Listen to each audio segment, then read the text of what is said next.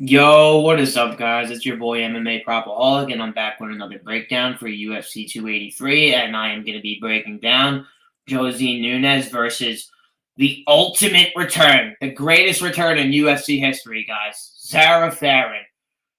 And oh my God, Zarah Farin, guys, you're going to be mind blown with her. I'll tell you now, you're going to be mind blown with her. Nunes is 29 and Farin is 39.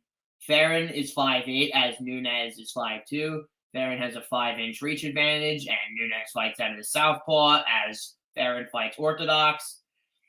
Both have the same amount of professional fights. Both actually have the same amount of UFC fights as well. Nunes has a 78% finish rate overall, all by knockout, and same with Farin, as Farin has a 67% knockout rate, finish rate, which is all by KO because she has absolutely no ground game whatsoever, and I don't even think she knows how to wrestle.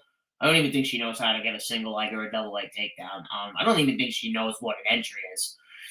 I gotta relax. Oh dear. God. Farin has if I just read the stats, it just gets rougher to read the stats, man. Farin has thrown 4.3 significant strikes per minute and has landed a crazy 1.98. And Nunes is throwing 17 and a half significant strikes per minute and is landing 8 at 42% accuracy. You don't see that from a woman bantamweight. You don't see that. That's scary. That's intimidating. Oh no, I think Nunes is the featherweight, guys. My bad. I think I just messed that up. Yeah, it's featherweight. I thought this fight was at bantamweight for a second. I don't know why I said bantamweight, but yeah, like, for someone to be throwing 17 significant strikes per minute, kind of tells you that she doesn't want to get paid by the minute. She wants to go in there and get paid by. She just wants to go in there and finish her opponent with any means necessary. Nunes has never shot a takedown as Farin. Just I don't think she knows what wrestling is, which I already said. But guys, Nunes is hittable, like 52% striking defense, and Farin just with a god awful 39%. And her opponents have thrown 82 strikes, 82 strikes, and they've landed 50. So yeah, that is just god awful. But what do I see out of Nunes? She just stands there and swings bombs from right and left field. She wails them back from her hip and she just throws them with the intentions to knock your head off your chin. Nunes has finished all her fights in. I don't think Nunes. Yeah, the only decision that Nunes has ever been to was against Ramona Pascual, and she beat the crap out of Ramona Pascual. I mean, my goodness. And she was kind of still tired, but Ramona Pascual is just not a good fighter either, and I think she might be cut from the UFC if I'm not wrong.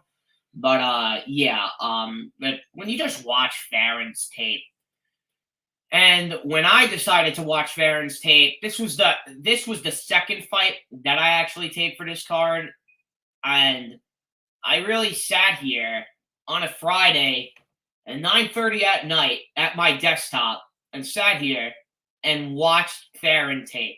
And I was so disgusted with my actions that I actually sat here and even spent 10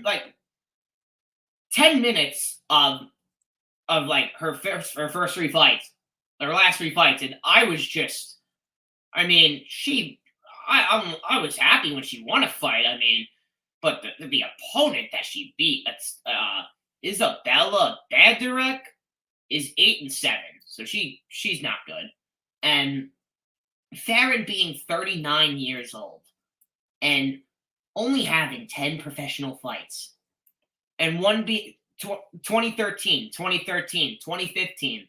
She had one in 2016, 3 fights in 2017, which she actually was active, and she was on a 3-fight win streak, but she's beating bums in the regional scene. Megan Anderson choked her out, and Felicia Spencer, but both of those are actually pretty good fighters. But I mean, Farin's coming back on a 3-year layoff. And I know people have been saying she's training with Figueiredo. Does it even matter? I, I mean, like Farin's path to victory is standing at range and piecing up Nunes, which I just completely find it hard to just not happen. And what's kind of really stuck out to me here is that Nunes actually, they were supposed to fight back in 2021 on April 17th, but when I look now, I think, yeah, and Farin missed weight. Just does not shock me that she missed weight. Um, it's just not a good look. Farin coming back off a 3-year layoff. She withdrew from the Josiane Edwards fight, which was actually scheduled 4 months after she missed weight. And then Allian Perez, she missed because of medical issues. So we don't even know what we're going to get out of Farin. I don't even know if Farin's going to make it to the arena. I have no idea, and I'm not even trying to be funny or just to be like an ass. Like, I'm being serious. Like, I think Nunes is going to absolutely destroy this girl. She opened minus 330. Would I lay minus 550 on women's MMA? No, I would never do it ever again after laying Corey McKenna minus 275 against Elise Reed. So you catch me off that one, but I do have a bet on this fight, and I bet the under 1.5 at plus 145. There was no over under 2.5 at the time, which I really was hoping for, but I didn't get that. But Farin has just been finished and before 1.5 in every single one of her losses. And Nunes is just not. Nunes fighting in Brazil, she is going to run out there like a crackhead. And how I just read off the medical issues, missing weight and all this stuff for Farin, it's just completely alarming. And yeah, guys, she has a metrics advantage, but my gosh, when you're 6 inches taller, it is so much easier for a fighter who is 5'2", and the way Nunes fights, just to land one big shot and just knock you out cold. And Farin just reacts terrible to shots as well. So I think Nunes is just going to come in here and put on a performance and put a stamp on herself at 145, because I really think if she wants to be like a threat in this division, she needs to come out here and prove a statement. Like, I would be completely shocked if this fight entered the second round, and if it enters the second round, oh, it's gonna get sweaty. I have no idea what's gonna happen. The under 2.5 opened at minus 110, and I had the offshore odds to bet it, but I put a 0.69 unit bet on the under 1.5 at plus 145, so I didn't end up jumping it because I just don't want to be heavily invested into this fight. And I know Uncle Wheezy, my houses aren't covered in oranges yet. Where are you, Wheezy? Look at this piano set I got. You need to destroy that thing, Wheezy. You need to destroy that thing. Come in there and just chuck oranges and wail them. And I'll sit there on the piano. You can wail them at me. You can get a little slingshot and you can sling them at me.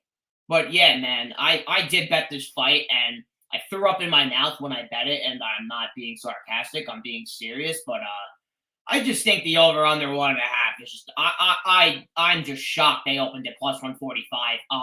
You guys can still get it at I think it's like plus 120 on 5 dimes if you guys have 5 dimes. Checking now. Yeah, it's plus 110 on 5 dimes, plus 120 on Betway. But what I would really do at that point, guys, is Betway has like really like crazy lines on this fight, because the fight doesn't go on 5 dimes, it's minus 200. Fight doesn't go on Bet Online, is minus 230, as the under 2.5 on 5 dimes is minus 160 now. So I think people just watch the film and they just realize, like, oh my God, like they're really giving an over under 2.5 in a Farin fight at minus 110. Well, I was a little angry that I didn't add extra to this, but I'm also happy at the same time because I don't want to be heavily invested into this crap fest. But yeah, guys, you can get the under 2.5 though on Betway at minus 138, which I honestly think is a steal still at that number. So if you guys like want to bet this fight, and violence is the answer here. Like, if this fight goes to decision, I have no idea how it looks, but what I do know is a lot of people are going to lose money if this fight goes to decision, because I know people who are on the over-unders, and I also know people who are on Nunes money line at minus 550, and I am not. I don't lay juice like that on parlays, especially on money lines. Like once in a while, maybe I'll lay a minus 400 in a parlay, which has been the highest money line I've ever taken in a parlay. I just don't take minus 600s, minus 550s. Like that's not doing anything to your parlay, guys. Like you're getting an extra $20. It's not really something worth to do, and it's not a good habit to get into. Because parlay, I just don't like. I don't like parlaying minus 550s, and especially on women's MMA. I just don't recommend it to anybody. But yeah, guys, I think Nunes is going to win this fight, and I think Nunes is just going to win by knockout in the first round. I'm actually going to check on DraftKings right now because I'm actually like as I'm talking, like I didn't even see. Oh, they don't. They don't have it out yet, but I think fight to end by KO could really be like a sneaky way to get a little bit of a discount on the fight doesn't go. Because they have Nunes' KO at minus 135, but then they have Farin's at plus 950. So you might get a little cut of juice. Like you might get like minus 160 fight to end by KO if you guys want to play fight doesn't go, because none of these girls are gonna shoot a takedown. If one did shoot a takedown, I would just be completely shocked though. Yeah, guys, I got two best bets for this fight. I have my bet, which is the under 1.5 at plus 145 for 0.69 units, and I like the and I also like the under 2.5 at minus 138 on Betway. I would not lay minus 160 or higher, but if you guys like parlays, fight doesn't go as a parlay piece. I think is great too. Like I just don't see how this fight goes to decision. I can't imagine to see how it will go to decision. And I also really like the fight 10 by KO. If some book screws it up and gets minus 140, minus 150 range, I will be hitting that as well. So yeah, guys, that's gonna be it for the video. Drop a like, comment, and subscribe. Make sure you guys are following me at MMA_Cropaholic on Twitter, and peace out.